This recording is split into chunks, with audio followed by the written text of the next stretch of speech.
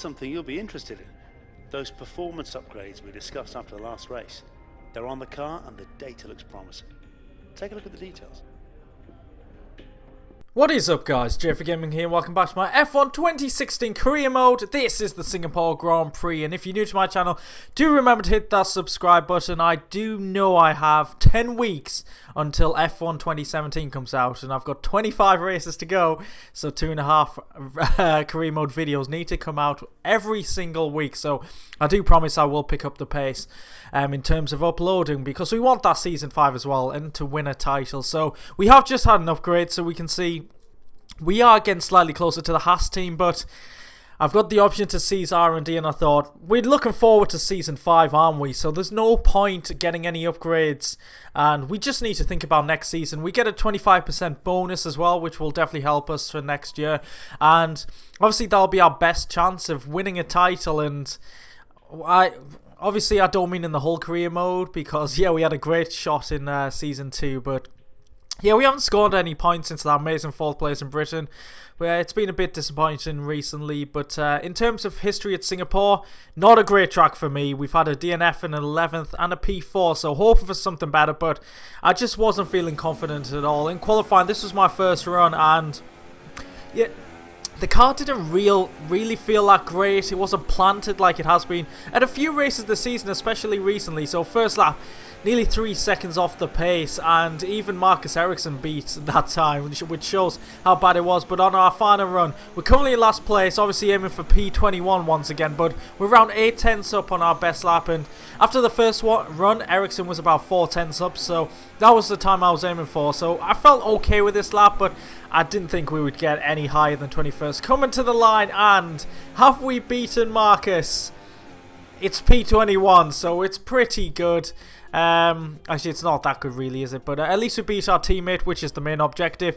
We're only just a 10th off Felipe Massa, but he was on the super soft, so not a great strategic decision from Williams once again. So it's the 2 Saubers, 2 Haas's and 2 Williams out, and we're ready for the Singapore Grand Prix. It's a dry day.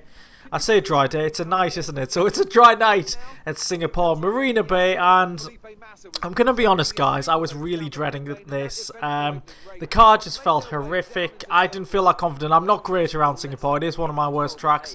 So I was just hoping to get the car to the end, maybe nab a point or two from safety cars or a strategic gamble. But yeah, my main aim here was to beat my teammate. So we can see Season 3 World Champion Kevin Magnussen has taken pole position, and now I'll pass it over to Crofty, who will give you the rest of the grid for the Singapore Grand Prix. So before the off, let's remind ourselves of yesterday's qualifying session with a look at the starting grid. Kevin Magnussen lines up on pole position, and Max Verstappen lines up alongside. Looking down the rest of the grid, we have Ricciardo, Sainz, Nico Hülkenberg, and Kvyat, Button, Rosberg, Hamilton and Sergio Perez, Raikkonen, Vettel, Rio Haryanto and Palmer, Alonso, Wehrlein, Valtteri Bottas and Roman Grosjean, Gutierrez and Massa, a Sauber and Marcus Ericsson rounds off the grid. And with preparations almost complete, let's head down to the track. So there we go. It looks like might be fighting the Haas's and Williams in this race, hopefully. Hopefully it's not just between myself and Marcus. But in terms of the weather, it's supposed to rain quite early on, and it's going to transition to heavy rain and then to light rain again. So there could be quite a few pit stops in this race, and usually I'd go onto the super softs to start the race, but there's no point really. We might as well make the most of the ultra softs and then use them all the way to the first pit stop. So here we go. Let's try and make up as many positions as we can at the start. 5 lights, and away we go. We get a great start compared to Gutierrez. Look at that grip, swooping to the inside, trying to take Master as well, but as we go up through the gears, he gets a better run. But up the inside, late lunge. Quite a few of these cars are on different tyres to us, which is pretty strange considering the rain's coming down pretty soon or early on in the race. So up to P15, I swear I get oversteer every single season at that moment on the first lap. But we're looking to take advantage of any slow AI drivers around us. Preferably one side by side here so they can crash and we can just take 2 easy positions. But oh, they're getting so close. There's a bit of contact there between Haryanto and Julian Palmer. I'm so used to calling him Julian just to mock him, but yeah, We go up the inside of Haryanto, and he's hanging in on the inside, so we're going to have to go all the way around the outside. Can we use our superior grip of the ultra soft tyres? Yes, we can. Brilliant start there, up to P14. That's pretty much the best I could have expected from the first lap. But actually, Haryanto's coming back here up the inside to, is it the Singapore Sling anymore? It isn't really. That's really disappointing. I used to love that section of the track, but lap 2 now. A bit of a gaggle of cars ahead of us as cars go side by side. The AI really struggling side by side. We've got Haryanto putting us under pressure. Is he going to go for the move? That man does have straight line speed, of course. He's going to the inside. And can we hang it round the outside? No, we can't. We try and go for a better line through turn 4 there. But we're going for a bit of a dive bomb here. Haryanto left the door open, squeezing him out. Just trying to keep as many cars behind us as possible, because I feel like if we were all on the same tyres, we would have a huge train. We really would. This car is feeling pretty horrible. We're struggling through turn 1 there. Lucky not to get a warning for corner cutting. Oh, this contact ahead from Palmer and Rosberg. They've really hindered each other's momentum. We've got a Manor on the inside as well. Oh, Haryanto. That is a brave move. He broke very late there.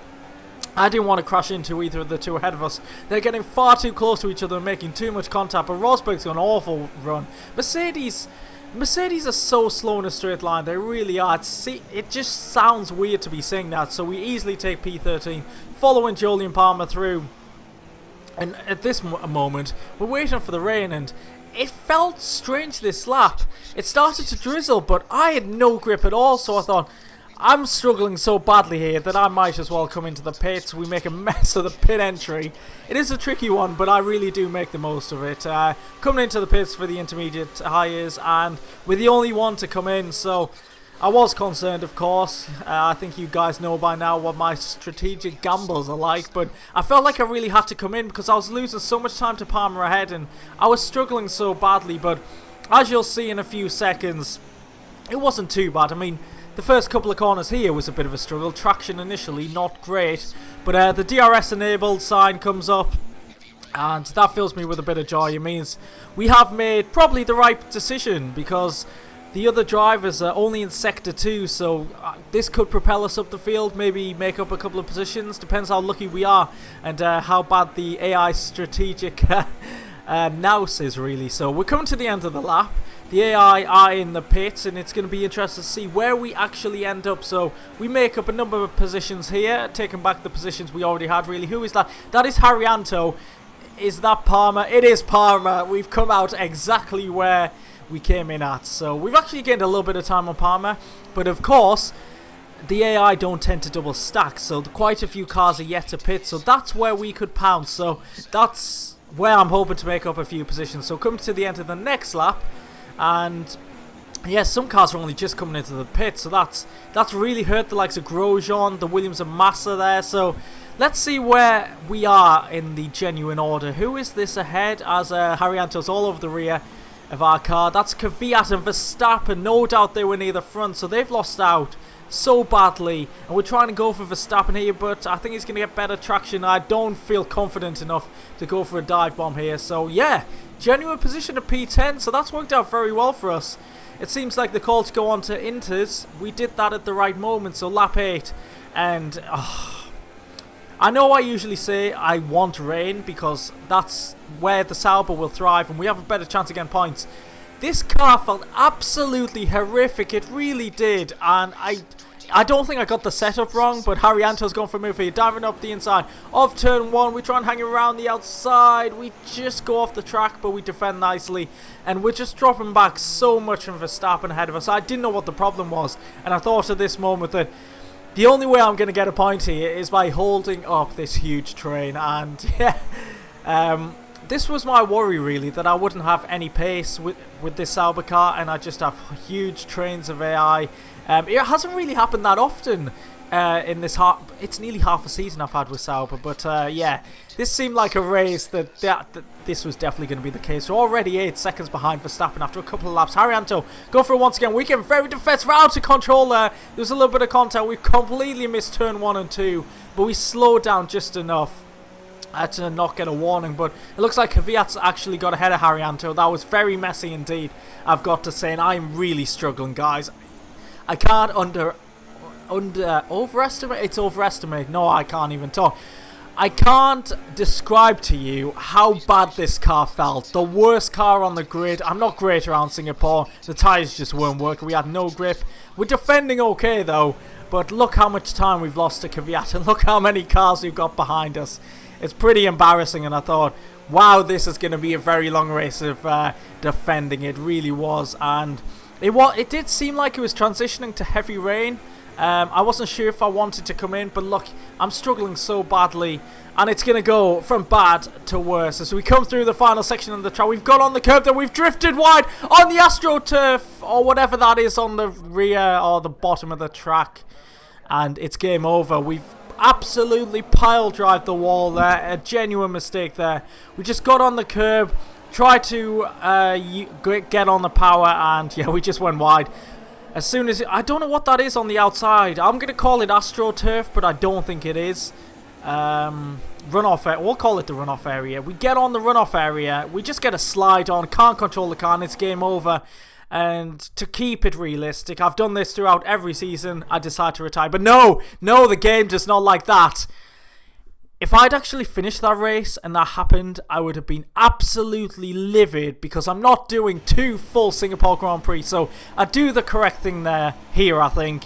I just let all the cars go past. We did retire, so I thought, hey, might as well just pile it into the wall. Here we go. So we're going to get the retirement. We actually did come last in the first race because we were the first retirement. So we're going to be the first retirement in this race, so the result will obviously be different for the AI cars, but it'll be exactly the same for us. So yeah, I think that was the best situation to do and not restart the race, just to keep a genuine performance, because that was a bad race. And I'm going to be honest, I didn't feel like doing another 31 laps around Singapore, but it looks like Kimi Räikkönen has won this Grand Prix. I don't think he was actually doing well in the initial race, so that's worked out quite well for him. He actually one-stopped as well, so Räikkönen, Kvyat, Ricciardo making up the podium. Ricciardo really needed that because as a championship leader, he's been off colour recently, and yeah, Kimi Räikkönen's actually been closing in, and he actually cuts the gap down by another 10 points, so Ricciardo needs to watch out for Räikkönen. I've got to say, there's the rest of the top 10. Verstappen only just made it into the points in the number 2 Red Bull. Still bitter over that. Where did Ericsson finish? Last place, and miles behind everyone else, so it must have been a very entertaining race for him. We've dropped down to 12th, which isn't a surprise. Our driver number 69, so if we finish on 69 points, I wouldn't be that disappointed. So yeah, there's the battle I was on about at the top. Räikkönen brings the gap down to 41, and with 5 or 6 races to go, I think it's between them two really. Everyone else keeps taking points off each other. As you can see, it's very close from P3 all the way down to P10 really, so anyone could finish in any position. I just wish I was in that battle. I think I could have been in the Red Bull. I could have been at least 2nd or 3rd, I've got to say, but hey, we can't look back and think where would we have been, because yeah, we're in the worst car in the Sauber. But we are looking ahead to next season. We should get a lot of R&D points, and obviously the 25% boost as well. So hopefully we'll have to make a lot of upgrades after Australia, thinking about it, which kind of sucks about this game. But yeah, just looking down the rest of the driver standings, nothing shouting out at me there. In the constructors, we're only just ahead of McLaren. We really need to watch out for them, but it looks like Red Bull are going to win it. Yeah, so richly deserved from them. Obviously a bit of an assist from me. So if you have enjoyed this unfortunate Singapore Grand Prix for myself, do leave a like, subscribe if you haven't already. Thanks for watching, guys. More career mode coming out soon. I'll catch you then. Goodbye.